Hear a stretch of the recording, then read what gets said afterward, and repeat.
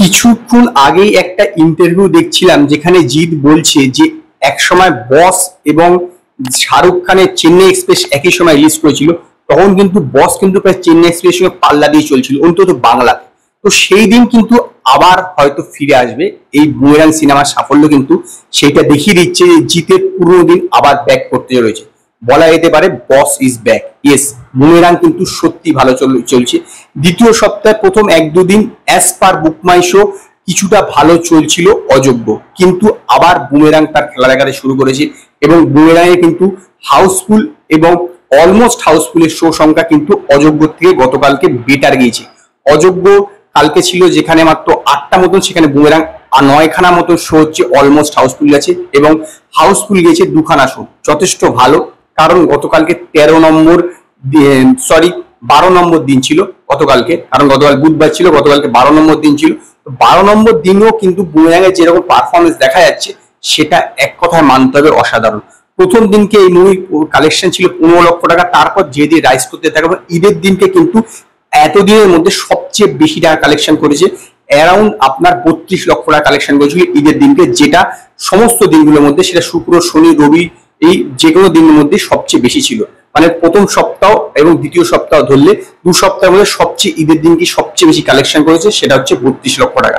তো 13 দিনের শেষে বুমেরাং এর কালেকশন গিয়ে দাঁড়িয়েছে অ্যারাউন্ড আপনার 1,83,00,000 টাকা মতো। ইয়েস, 1,83,00,000 টাকা। তো 13 নম্বর দিন মানে গতকালকে বুধবার দিনে কালেকশন করেছে 13 লক্ষ টাকার আশেপাশে, যেটা আমার মতে যথেষ্ট ভালো, কারণ এটা দ্বিতীয় সপ্তাহ, তথাপি কিন্তু 13 লক্ষ টাকা কালেকশন নট ব্যাড।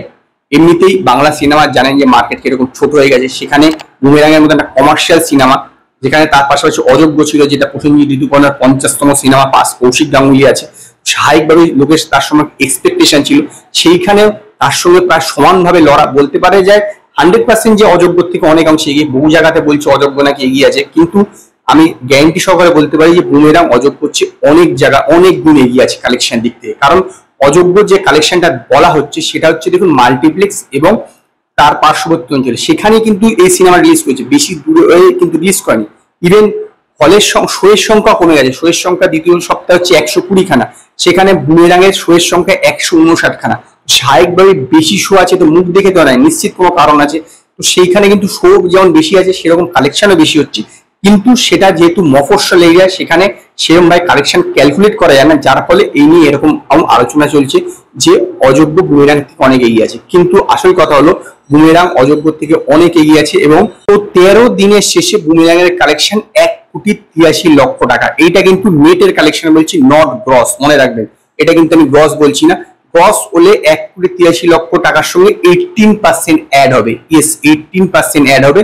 যদি আপনি ধরে রাখেন 20% হয়, তাহলে 18 দুগুণে 36 লক্ষ টাকা প্রায় সামথিং, তার থেকে কিছুটা কম আপনি ধরতে পারেন 32 লক্ষ টাকা আরো অ্যাড হবে।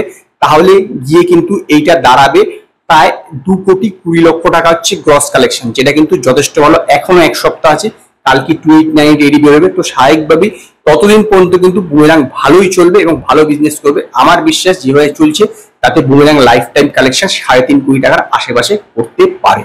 তো আজকে এই পর্যন্ত। যদি আপনাদের এই ভিডিওটি পছন্দ হয়, ভিডিওটিকে লাইক করুন, কমেন্ট করুন, শেয়ার করুন, আর নতুন আপডেটের জন্য আমার চ্যানেলকে সাবস্ক্রাইব করুন।